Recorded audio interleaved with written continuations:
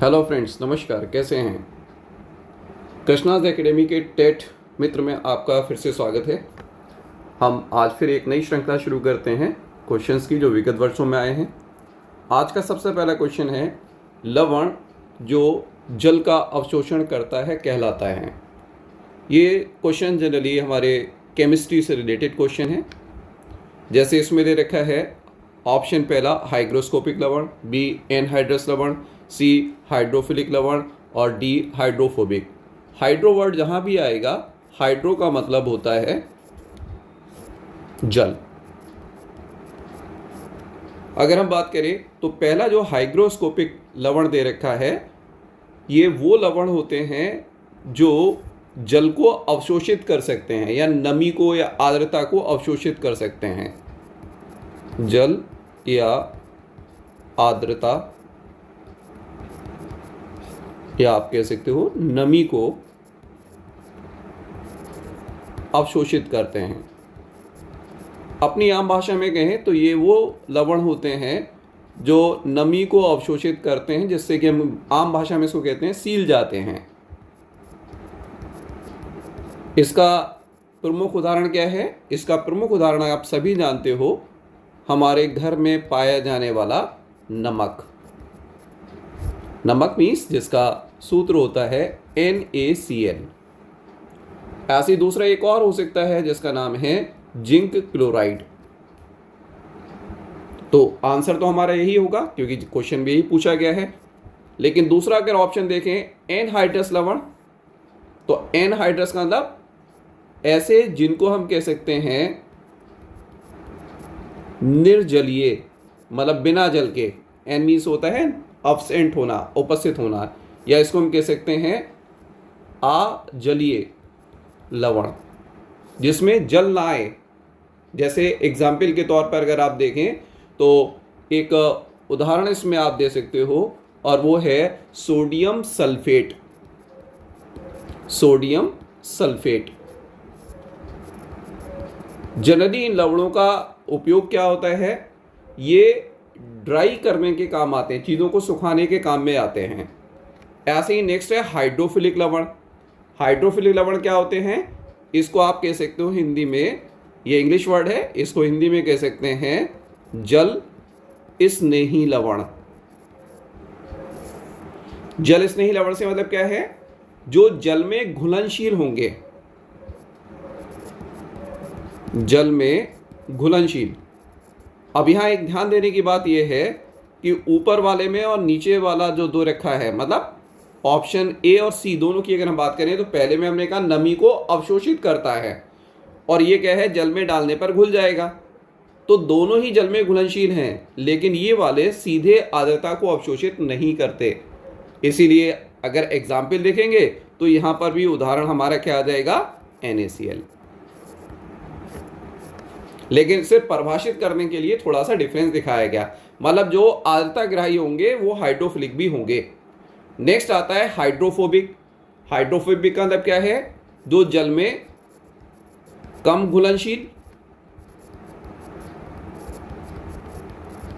या अघुलनशील होते हैं। जल में डालने पर ये नहीं घुलेंगे, अघुलनशील होते हैं। इसके उदाहरण क्या हैं?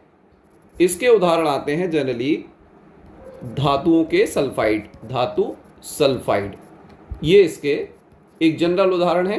अगर स्पेसिफाई करें तो इसमें आप उदाहरण कोई भी ले सकते हो, जैसे लेड सल्फाइड। जहां भी सल्फाइड वर्ड का कोई साल्ट आएगा आप इसको यही नाम दे सकते हो। तो पहले क्वेश्चन में इसका आंसर हमारा क्या हो गया? ए हो गया।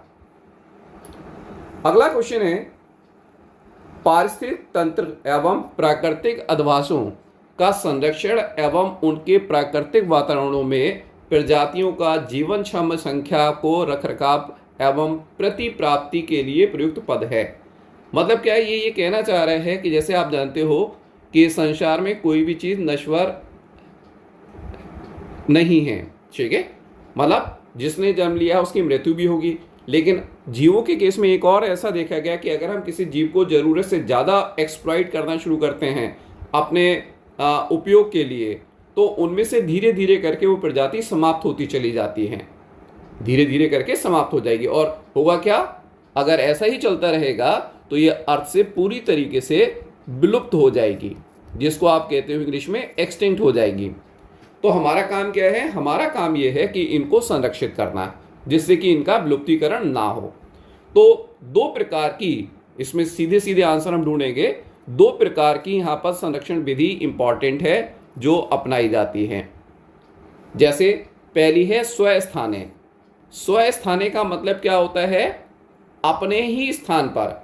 स्वस्थाने का मतलब अपने स्थान पर, स्वयं ही स्वयं होता है, अपने स्थान से मतलब क्या है, जो जीव जहां पर पाया जाता है उसके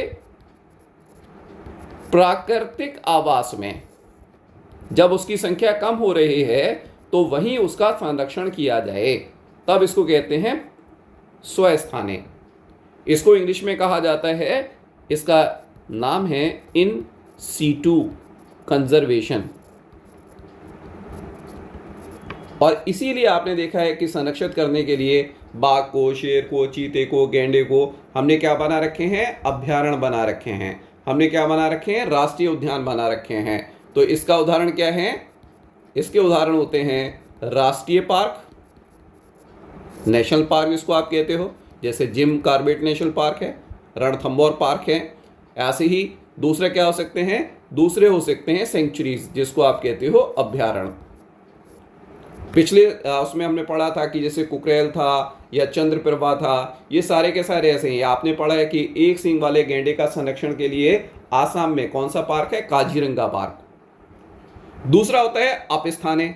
अपस्थाने से मतलब क्या होता है, इसको कृत्रिम वातावरण देकर, नेचुरल नहीं, कृत्रिम आवास में रखा जाता है, कृत्रिम आवास में संरक्षित करते हैं। कृत्रिम आवास में कैसे संरक्षित करेंगे, कृत्रिम आवास में हम उसको वही प्राकृतिक आवास की व्यवस्था कराते हैं जो उसको प्रकृति में मिलती है, और वहाँ उसका रखरखाव किया जाता है, उसकी देखरेख की जाती है। जब उसकी संख्या बढ़ने लगती है तो हम उसको उसके प्राकृतिक आवास में ले जाके छोड़ देते हैं। जैसे यहाँ हमने इसको इन सीटू कहा, ऐसे ही इसको हम कहते हैं एक्स सीटू कंजर्वेशन। इसमें क्या होता है, इसमें दो आप स्पेशल एग्जाम्पल ले सकते हो, जैसे बॉटनिकल गार्डन्स जिसको आप कहते हो वनस्पति उद्यान, ये इसका एग्जाम्पल है। जंतुओं के लिए क्या होता है, जंतु उद्यान, जूलॉजिकल पार्क। ये अपस्थानिक संरक्षण के विधियां हैं। तो अब क्वेश्चन में अगर आप देखें तो पहले यहां पर उसने क्या कहा कि उसका कहां करना है, प्राकृतिक अधिवासों का संरक्षण करना है। तो इसका मतलब इसका आंसर क्या हो जाएगा, इसका आंसर हो जाएगा बी। क्लियर है सभी को। नेक्स्ट आता है विश्व ऊष्मायन के लिए निम्न में से कौन एक कारक है। वाहनों से निकली गैस बिल्कुल है, ठीक है, और यह प्रमुख कारण है। पौधों से निकली गैस नहीं, भट्टियों से निकली गैस हाँ, रसोई गैस से निकली गैस हाँ। लेकिन अगर हम यहाँ तीन में से देखें तो सबसे ज्यादा उपयुक्त हमारा आंसर क्या है, सबसे ज्यादा उपयुक्त हमारा आंसर है वाहनों से निकली गैस। क्योंकि आजकल रसोई में जो गैस हम यूज करते हैं उससे बहुत ज्यादा प्रदूषक नहीं निकलते। पुराने जमाने में जब हम लकड़ी का यूज करते थे, कैरोसिन ऑयल का यूज करते थे, इस तरीके का हम ईंधन यूज करते थे, तो उससे बड़ी मात्रा में गैसेस निकलती थी। ऐसी भट्टियों से भी निकली जो गर्म हवा है उसमें है हानिकारक गैसें होती हैं, लेकिन CO2, मीथेन, इन सब की मात्रा बहुत ज़्यादा नहीं होती। लेकिन वाहन जो है आज के हिसाब से वो प्रमुख कारण है वायु प्रदूषण का। और वायु प्रदूषण में जब ऐसी गैसें बढ़ती हैं जो कि ग्रीन हाउस इफेक्ट शो करती हैं, जिसकी वजह से ग्लोबल वार्मिंग होती है, तो उसके लिए हमारे पास आंसर क्या है, वाहनों से निकली गैस। अब पेड़ पौधों से क्यों नहीं होता, पेड़ पौधों को आप जानते हो कि एक प्रक्रिया करते हैं जिसका नाम है प्रकाश संश्लेषण। और प्रकाश संश्लेषण में क्या होता है आप सभी जानते हो, क्या होता है, प्रकाश संश्लेषण में पौधे CO2 को ग्रहण करते हैं और O2 को निकालते हैं। इसका मतलब क्या है, ये तो जब CO2 को एब्जॉर्ब करेंगे तो टेम्परेचर को नहीं बढ़ाएंगे, और O2 को रिलीज करेंगे तो ये तो प्रदूषित वायु को शुद्ध बनाने का काम करते हैं। इसीलिए पेड़ पौधों से निकली हुई गैस जो है वो विश्व ऊष्मायन या ग्लोबल वार्मिंग का कारण नहीं होते। नेक्स्ट क्वेश्चन है, धातु में प्रस्तर किसे कहा जाता है?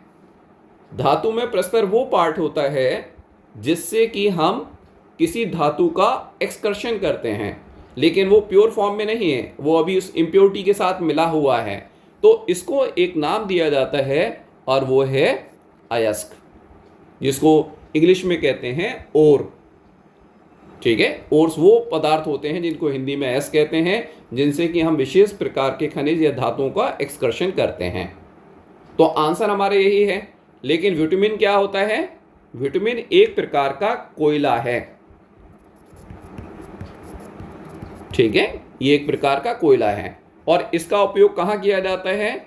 इसका उपयोग किया जाता है विद्युत उत्पादन में, मतलब बिजली बनाने के लिए विद्युत उत्पादन में, और दूसरा किस में किया जाता है? इस्पात उद्योग में, वही मेटलर्जी के लिए, धातु एक्सकर्शन के लिए। बॉक्साइट की अगर हम बात करें तो बॉक्साइट एक अयस्क है। ठीक है, और ये किसका अयस्क है? ये है एल्यूमिनियम का। अगर आपसे इसमें पूछा जाए कि एल्यूमिनियम का अयस्क क्या है, तो हमारा आंसर क्या हो जाएगा? बॉक्साइट हो जाएगा। नेक्स्ट आता है और वो है मेटेलोइड। मेटेलोइड किसको कहते हैं? जिसमें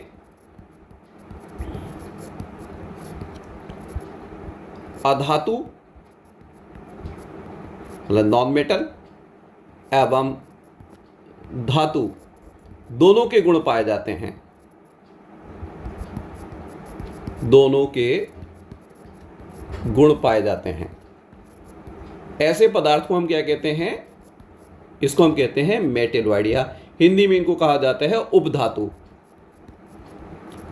तो अब इसके उदाहरण क्या हो सकते हैं, या इसका गुण क्या होता है? दोनों के गुण हैं, तो इसको ये कहा जाता है, जैसे धातु जो है ऊष्मा की सुचालक होती है, अधातु कुचालक होती है, तो ये कैसे हो जाएंगे?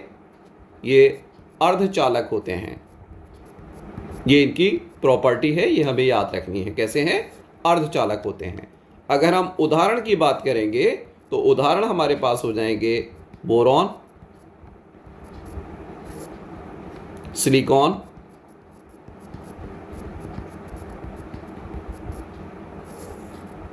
एवं आर्सेनिक आदि।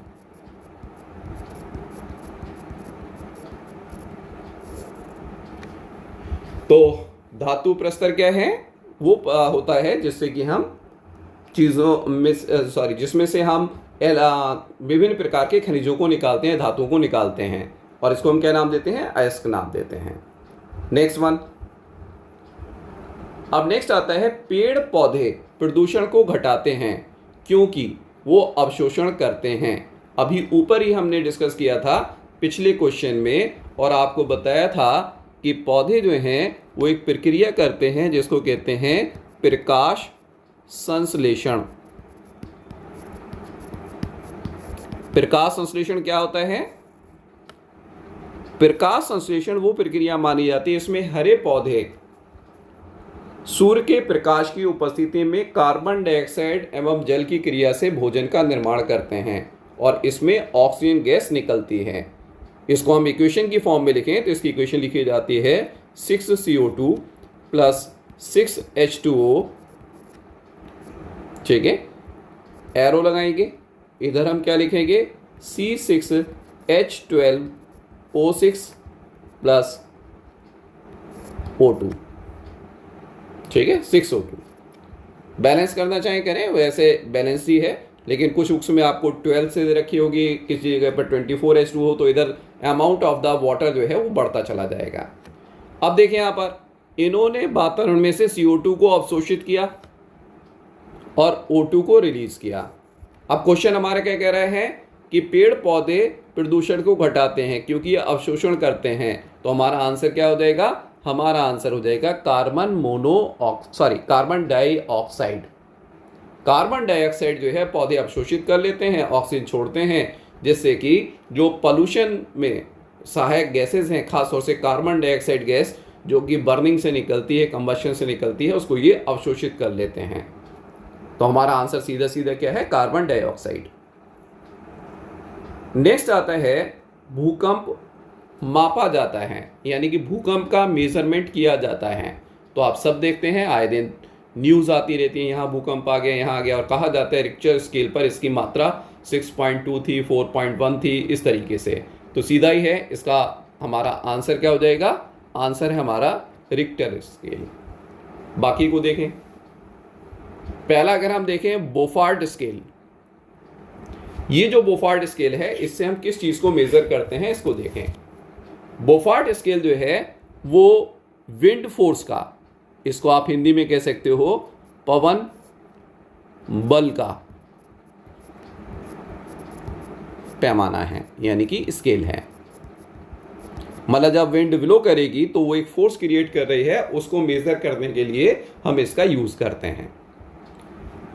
डेसिबल की बात करें तो डेसिबल क्या है? ये हमारा जो नॉइस पोल्यूशन होता है, नॉइस को हिंदी में कहते हैं ऐसी ध्वनि जो सुनने के लिए अच्छी ना लगे, कानों के लिए कर्णप्रिय ना हो, तो उसके लिए कहते हैं। तो ध्वनि की प्रबलता जांचने के लिए, मतलब फ्रीक्वेंसी क्या है इसको देखने के लिए हम इसको इस यूनिट को यूज़ करते हैं। और ये कहा जाता है 80 डेसिबल से ज़्यादा की अगर साउंड है तो वो पोल्यूशन क्रिएट करती है या प्रदूषण उत्पन्न करती है, और उसी प्रदूषण को हम ध्वनि प्रदूषण या उसी को हम नॉइस पोल्यूशन कहते हैं। लास्ट में बचा हमारे पास न्यूटन। तो न्यूटन जो है वो क्या है? एक्चुअल में फिजिक्स में आप पढ़ते हो, भौतिक विज्ञान में, ये बल का मात्रक है। जैसे वजन के लिए किलोग्राम कहते हैं, ठीक है, दूरी या डिस्टेंस को मीटर में नापते हैं, वैसे ही बल को न्यूटन में मेजर किया जाता है, फोर्स को इसमें मेजर करते हैं। अगला हमारा क्वेश्चन है, महासागरों में जल स्तर की वृद्धि का कारण है। तो जल स्तर क्यों बढ़ रहा है? इसका सा सिंपल सा है, इसका रीजन होता है ग्लोबल वार्मिंग। ग्लोबल वार्मिंग क्या है? पिछले क्वेश्चंस में हमने देखा था, एक वर्ड आया था विश्व ऊष्मायन, ये टर्म हमने यूज किया, क्वेश्चन में आया था। तो ग्लोबल वार्मिंग है क्या? ग्लोबल वार्मिंग आपको बताया था कि ग्रीन हाउस गैस जैसे कार्बन मोनोऑक्साइड है, मीथेन है, नाइट्रोजन के ऑक्साइड हैं, CFC हैं, ये सब जब वातावरण में बढ़ना शुरू हो जाते हैं तो होता क्या है? वो ये शो करता है कि जैसे मान लीजिए हमारी पृथ्वी है, ये हमारा सूर्य है। तो होता क्या है कि जब इन गैसों की मात्रा समान होती है तो जो सौर ऊर्जा आती है वो इस पृथ्वी पर आकर टकराती है और बाहर निकल जाती है, ठीक है। लेकिन जब इन गैसों की मात्रा इसमें बढ़ती है तो जो मात्रा वापस जानी चाहिए उसमें से कुछ मात्रा जो है वो फिर से वापस आती रहती है, जिससे कि वातावरण का तापमान जो है वो बढ़ना शुरू हो जाता है। और वातावरण का तापमान बढ़ने से होगा क्या? वातावरण के तापमान बढ़ने से सबसे जो इफेक्ट पड़ता है वो ये है कि जो हमारा आइस कैप्स हैं, मतलब जो हमारे ऐसे रीजन है जहाँ पर बर्फ़ जमी हुई है, वो पिघलना शुरू हो जाती हैं। और जब बर्फ़ पिघलना शुरू होगी तो आप जानते हो नदियों में वो पानी आना शुरू होगा। जो नदियों में पानी आना शुरू होगा तो आप सभी को पता है सारी नदियाँ कहाँ जाके मिलती हैं? समुद्र में जाकर मिलती हैं। तो अगर मान लीजिए बर्फ़ पिघलेगी और एक्स्ट्रा जो है जल कहाँ जाएगा? समुद्र में जाएगा, तो जल के स्तर में वृद्धि करेगा। इसीलिए आंसर हमारा क्या होगा? हमारा आंसर होगा ध्रुवीय प्रदेश में बर्फ का पिघलना। और उसका कारण क्या है? उसका कारण है ग्लोबल वार्मिंग। ज़्यादा वर्षा होने से बाढ़ आ सकती है, सारी चीज़ें हैं, लेकिन ये इतना ज़्यादा अधिक मात्रा में इसको लेवल को नहीं बढ़ाएगा। अम्ल वर्षा की अगर हम बात करें तो इसका मुख्य कारण आगे आएंगे क्वेश्चंस हम पढ़ेंगे, और वो होता है वायु प्रदूषण। ओके, तो इसका सही आंसर हमारे पास क्या हो गया? इसका सही आंसर हो गया ध्रुवीय प्रदेश में बर्फ का पिघलना। और इसका रिजल्ट क्या निकलेगा? इसका रिजल्ट ये आएगा, जब समुद्र का या महासागर के जल में स्तर में वृद्धि होगी तो जो छोटे छोटे टापू हैं बीच में वो डूब जाएंगे और उन पर जीवन समाप्त हो जाएगा। और ये माना जाता है कि अगर कुछ ऐसे टापू जहाँ पर कुछ ऐसी स्पीशीज पाई जाती हैं जहाँ पर जीवों की संख्या बहुत ज़्यादा कम है, तो वो पूरी तरीके से विलुप्त भी हो सकते हैं। अगला क्वेश्चन देखते हैं। अगला क्वेश्चन आता है, वातावरण में अत्यधिक हानिकारक सल्फर मिश्रित गैस कौन सी है? सल्फर मिश्रित गैस की अगर हम बात करें तो हमारे पास आंसर है SO2। ये गैस, इसका पूरा नाम है sulphur dioxide, sulphur dioxide gas. ये काफ़ी ज़्यादा हानिकारक होती हैं। हानिकारक क्यों हैं? क्योंकि ये वायु प्रदूषण का पार्ट है। अगर ये बढ़ेगी तो ये वायु प्रदूषण कॉज करेगी। अब इसका इम्पैक्ट क्या क्या होगा देखें, या पहले इसके सोर्स की बात कर लें कि सोर्स क्या हो सकते हैं या इसके स्रोत क्या हो सकते हैं। तो इसके प्राकृतिक स्रोत की अगर हम बात करें तो प्राकृतिक स्रोत होते हैं ज्वालामुखी। जब वोल्केनोस इरप्शन होता है, ज्वालामुखी फटते हैं, तो उससे ये गैसें निकल कर आती हैं। और अगर हम बात करें कृत्रिम यानी कि मानव जनित, तो मानव जनित के अंदर जो एग्जाम्पल आते हैं वो क्या हैं? वो एग्जाम्पल हैं जीवाश्मी ईंधन, फॉसिल फ्यूल।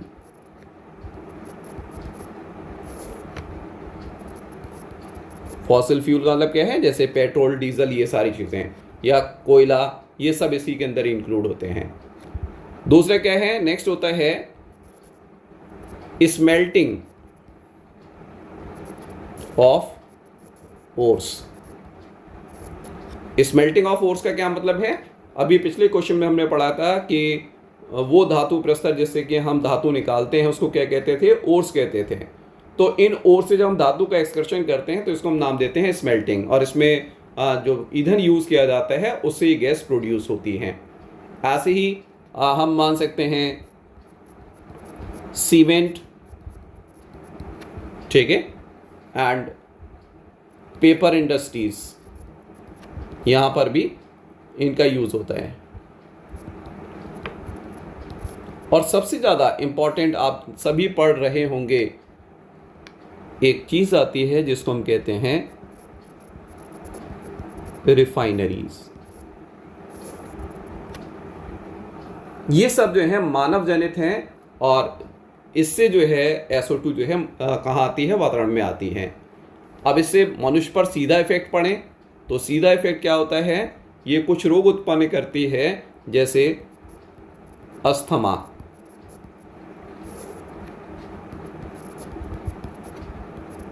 ब्रोंकाइटिस,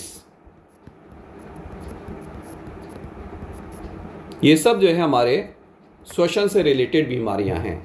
और सबसे जो और आजकल के ज़माने में हानिकारक होता जा रहा है, और वो है जिसको आप कहते हो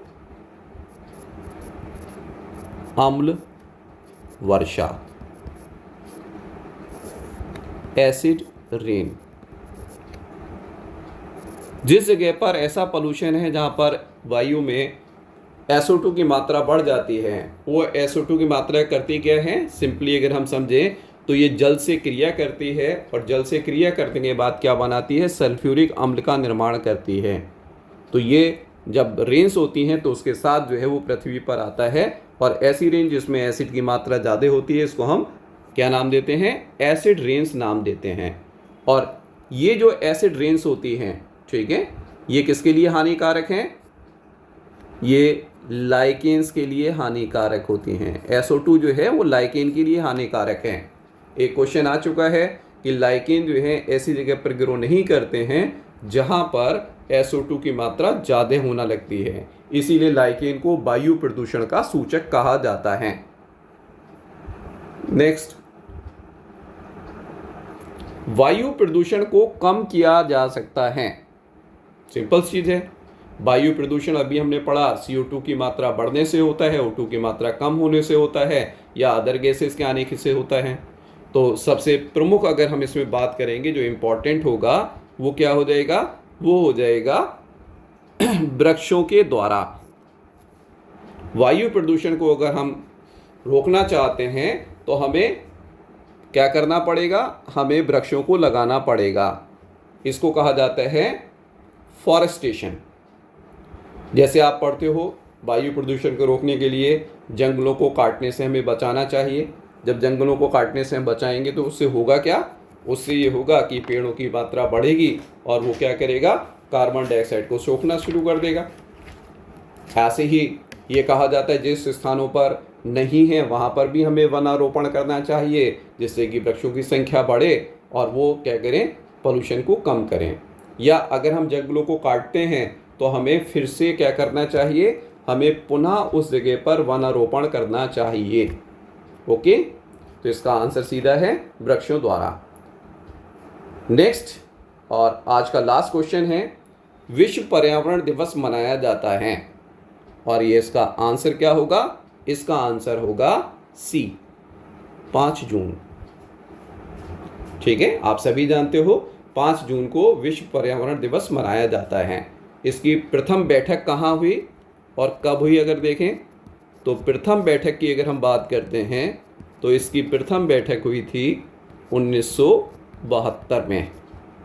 कहाँ हुई? स्कॉटलैंड में। ओके, स्कॉटलैंड में।